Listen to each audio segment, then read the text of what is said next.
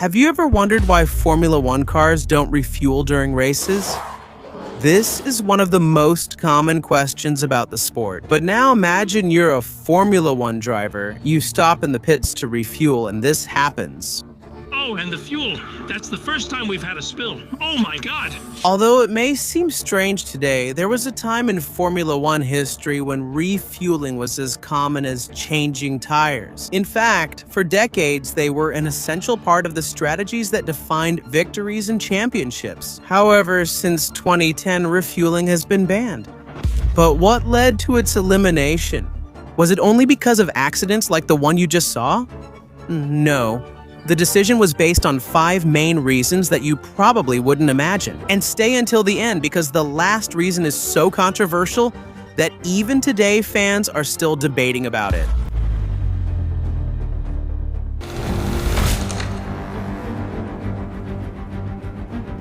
To understand why refueling stopped being part of Formula One, we need to go back to its origins. Before its ban in 2010, refueling had several periods of use in the category. Since the beginnings of Formula One, there were occasional refueling stops, like the one Juan Manuel Fangio made at the 1957 German Grand Prix.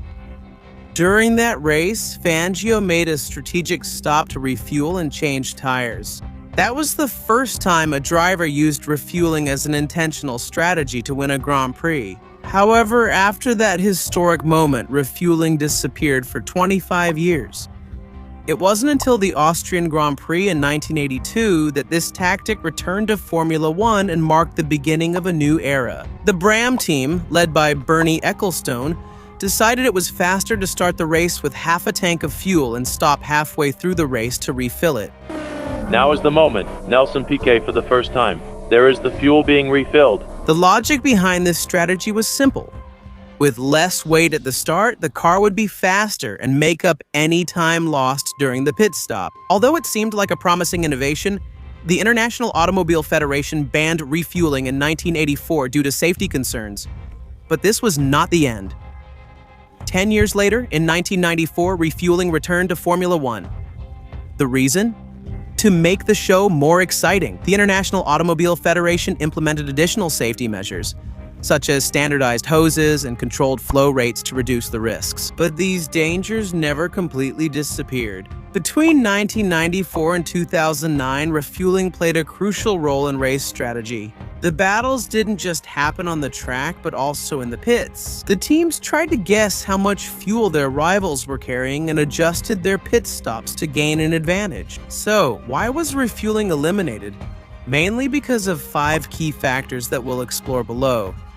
But before that, subscribe.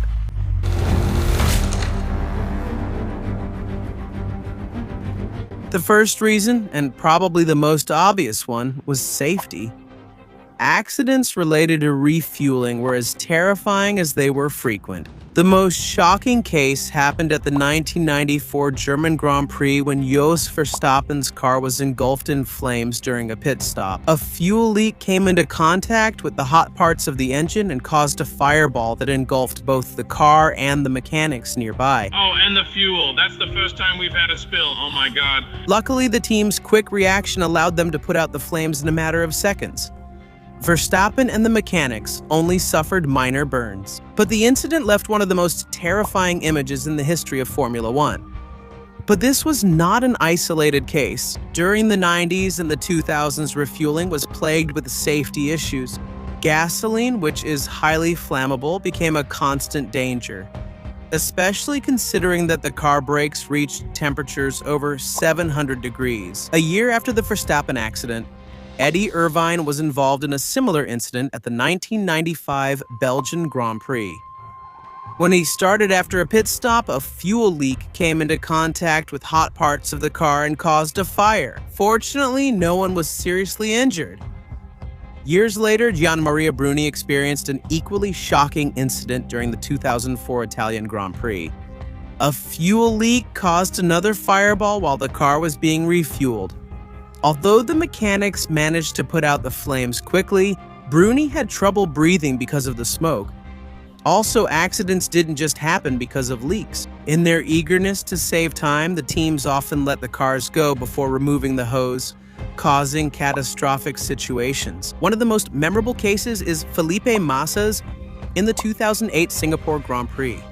Massa was leading the race when he entered the pits under the safety car, but by mistake, Ferrari gave him the signal to leave before they removed the fuel hose. The driver took off with the hose still attached, hit several mechanics, and dragged it with him all along the pit lane. Oh no, that's a big mistake. Massa took off. Massa had to stop at the end of the pit lane, where his mechanics ran to remove the hose. This critical mistake relegated him to the last positions and cost him valuable points in the fight for the championship, which he ended up losing by just 1 point. Another similar incident happened a year later. At the 2009 Brazilian Grand Prix Helga Kovalainen, he drove off with the fuel hose still attached, which caused a leak that spilled gasoline over Kimi Raikkonen's car, who was coming behind. The spilled fuel caused a small explosion that briefly engulfed Raikkonen's car in flames. Fortunately, Kimi wasn't injured and was able to continue the race. These incidents showed the inherent risks of refueling and the need to prioritize safety. Finally, in 2010, the International Automobile Federation decided to ban it, marking the beginning of a new era in Formula One. Now let's move to the next point, which the International Automobile Federation saw as equally fundamental.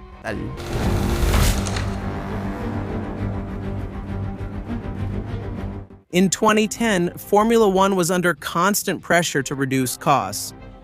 The amounts spent to keep the show going were outrageous. Each team spent around 1 million euros a year just on refueling. This budget covered specialized personnel, transporting the equipment to each race and maintaining the systems. Transporting all the equipment needed for refueling involved significant logistical expenses. For large teams like Ferrari and Mercedes, these costs were manageable, but for smaller teams like Williams, it was unsustainable. The elimination of refueling not only reduced these expenses, but also helped level the playing field economically, closing the gap between the wealthier teams and the more modest ones to some extent.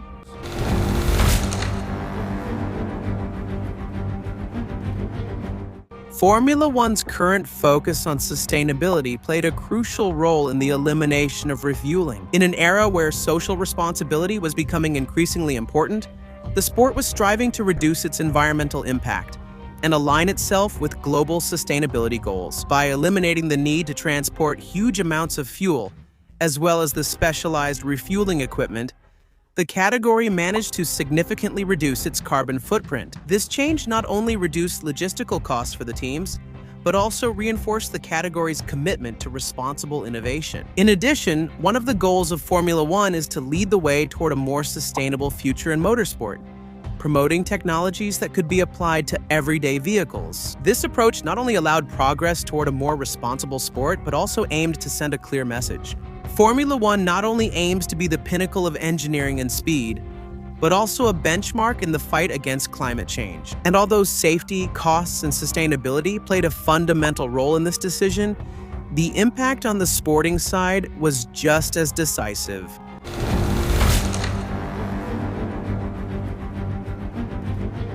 The elimination of refueling marked the beginning of a new era for pit stops, transforming them into what we know today. This change, in addition to reducing risks, brought a dynamism that was seen as something positive for the sport. Without the need to refuel, teams focused all their efforts on optimizing tire changes, making speed and precision their main goal.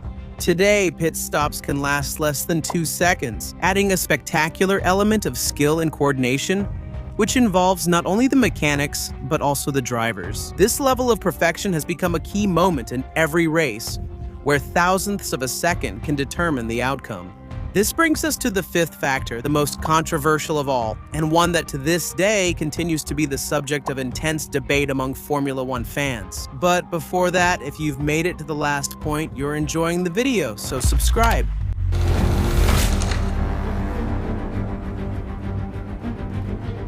Although some argue that refueling added excitement to the races, the data tells a completely different story. While it's true that refueling provided memorable moments, like Michael Schumacher's victory with a surprising 4-stop strategy at the 2004 French Grand Prix, not everything was as perfect as it seemed.